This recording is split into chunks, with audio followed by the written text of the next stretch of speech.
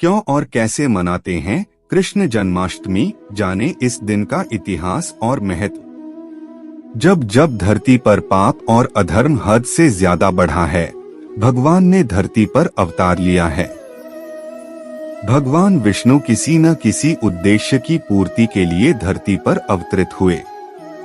विष्णु जी का एक अवतार श्री कृष्ण थे। मथुरा की राजकुमारी देवकी और वासुदेव की 8वीं संतान के रूप में जन्मे कान्हा का बचपन गोकुल में माता यशोदा की गोद में बीता। राजा कंस से बचाने के लिए वासुदेव ने कान्हा के जन्म के बाद ही उन्हें अपने चचेरे भाई नंद बाबा और यशोदा को दे दिया था। श्री कृष्ण ने अपने जन्म से लेकर जीवन के हर पड़ाव पर चमत्कार दिखाए। श्री कृष्ण के जीवन से जुड़े कई किस्से हैं जो मानव समाज को सीख देते हैं। अधर्म और पाप के खिलाफ सही मार्गदर्शन करते हैं। उनके जन्मदिवस को उत्सव की तरह हर साल भक्त मनाते हैं। कृष्ण जन्माष्टमी का पर्व इस साल 7 सितंबर को मनाया जा रहा है। भारत में कृष्ण जन्माष्टमी का त्योहार बहुत ही धूमधाम और श्रद्धा भाव के साथ मनाया जाता है।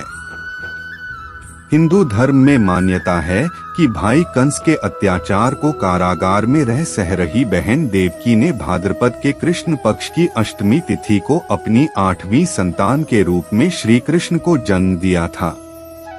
भगवान विष्णु ने पृथ्वी को कंस के अत्याचार और आतंक से मुक्त कराने के लिए अवतार लिया था। इसी कथा के अनुसार हर साल भाद्रपद की अष्टमी को कृष्ण जन्माष्टमी का पर्व मनाया जाता है। पुराणों के मुताबिक श्री कृष्ण त्रिदेवों में से एक भगवान विष्णु के अवतार हैं।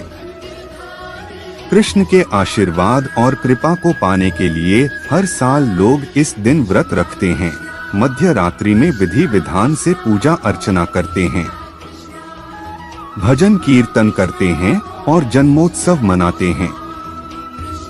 इस दिन के लिए मंदिरों को विशेष तौर पर सजाया जाता है। कुछ स्थानों पर जन्माष्टमी पर दही हांडी का भी उत्सव होता है। जन्माष्टमी पर भक्त श्रद्धानुसार उपवास रखते हैं। भगवान श्री कृष्ण की विशेष पूजा अर्चना की जाती है। बाल गोपाल की जन्म मध्य रात्रि में हुआ था, इसलिए जन्माष्टमी की तिथि की मध्य रात्रि को घर में मौजूद लड्डू गोपाल की प्रतिमा का जन्म कराया जाता है। फिर उन्हें स्नान कराकर सुंदर वस्त्र धारण कराए जाते हैं। फूल अर्पित कर धूप दीप से वंदन किया जाता है। कान्हा को भोग अर्पित किया जाता है। उन्हें दूध दही मक्खन विशेष पसंद हैं, इसलिए भगवान को भोग लगाकर सबको प्रसाद वितरित किया जाता है। कुछ जगहों पर जन्माष्टमी के दिन दही हांडी का आयोजन होता है। विशेषकर इसका महत्व गुजरात और महाराष्ट्र में है। दही हांडी का इतिहास बहुत दिलचस्प है। बालपन में कान्हा बहुत नटखट थे। वह पूरे गांव में अपनी शरारतों के लिए प्रसिद्ध थे। कन्हैया को माखन, दही और दही बहुत प्रिय था। उन्हें माखन इतना प्रिय था कि वह अपने सखाओं के साथ मिलकर गांव के लोगों के घर का माखन चोरी करके खा जाते थे।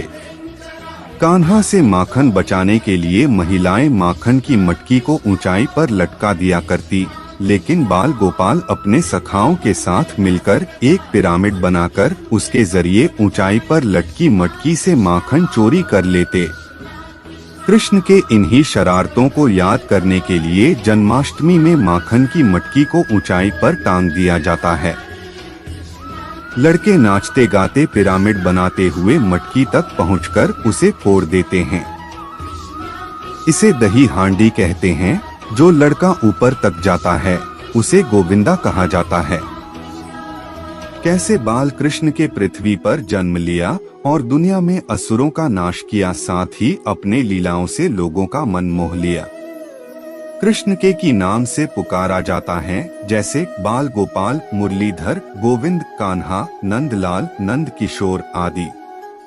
कृष्ण जन्माष्टमी राजा कंस के युग से संबंधित है। लंबे समय पहले कंस मथुरा का राजा था। वह बहन देवकी के एक चचेरे भाई थे।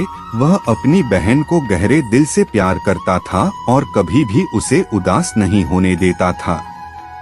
वह अपनी बहन की शादी में दिल से शामिल हुआ और आनंद लिया। एक बार जब वह अपनी बहन के ससुराल घर जा रहा था, तभी उसे आकाश में छिपी आवाज से चेतावनी मिली कि कंस, जिस बहन को तुम बहुत प्यार कर रहे हो वह एक दिन तुम्हारी मृत्यु का कारण बनेगी। देवकी और वासुदेव का 8वां बच्चा तुझे मार डालेगा। जैसे ही उसे चेतावनी मिली, उसने अपने सैनिकों को अपनी बहन देवकी और उसके पति वासुदेव को कारागार में रखने के लिए आदेश दिया। उसने मथुरा के सभी लोगों के साथ क्रूरता से बर्ताव करना शुरू कर दिया।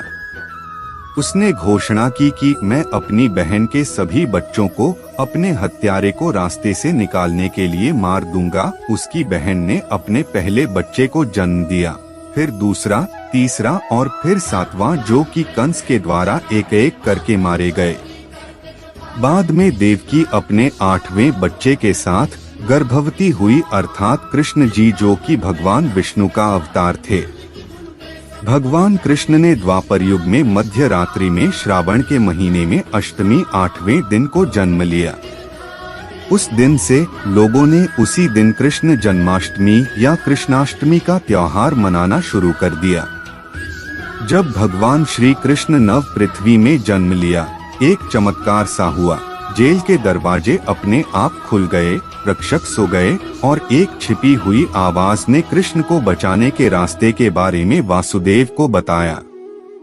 वासुदेव ने कृष्णा को एक छोटी सी टोकरी में ले लिया और अंधेरे में मध्यरात्रि में एक बड़ी नदी से गोकुल में अपने दोस्त नंद के पास ले गए और उसने चेतावनी दी और कहा, अरे मूर्ख कंस, तुम्हारा हत्यारा तो बहुत सुरक्षित जगह पर बढ़ रहा है और जब भी तुम्हारा समय पूरा हो जाएगा तब वो तुम्हारा वध कर देगा।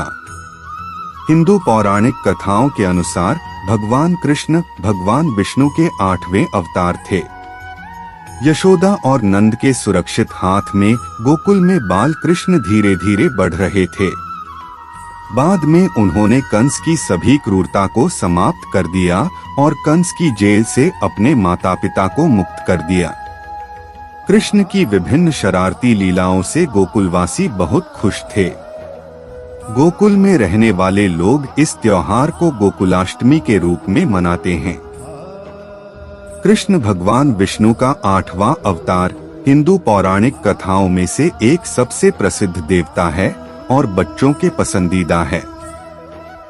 कृष्ण जन्माष्टमी हर साल बड़ी तैयारियों और उत्साह के साथ मनाई जाती है, क्योंकि इस दिन भगवान कृष्ण का जन्म हुआ था। यह लेख कृष्ण के जन्म की कहानी को बच्चों के लिए मजेदार और आसान भाषा में प्रस्तुत करता है। इस लेख का कहानी सुनाने के उद्देश्य के लिए उपयोग किया जा सकता है। कंस अपनी जिंदगी के लिए डरने लगे। उन्होंने समझ लिया कि उनका भाग भगवान कृष्ण की योजना से जुड़ा था। हर साल जन्माष्टमी पर लोग भगवान कृष्ण के जन्म का जश्न मनाते हैं। देवकी और वसुदेव के 8वें बच्चे दिव्य बच्चे को याद करते हैं, जो दुनिया में प्यार और ज्ञान लाया। वे उनके जन्म की कहानी, योगमाया के साथ विनिमय और देवी दुर्गा की शक्तिपूर्ण हस्तक्षेप को याद रखते हैं। यह हमें याद दिलाता है कि भलाई और प्यार हमेशा अंधकार और क्रूरता पर विजय प्राप्त करेंगे। भगवान कृष्ण के जन्म की कहानी, योगमाया के साथ विनिमय और देवी दुर्गा का दिव्य हस्तक्षेप जन्माष्टमी पर बड़े श्रद्धा और सम्मान के साथ मनाई जाती है।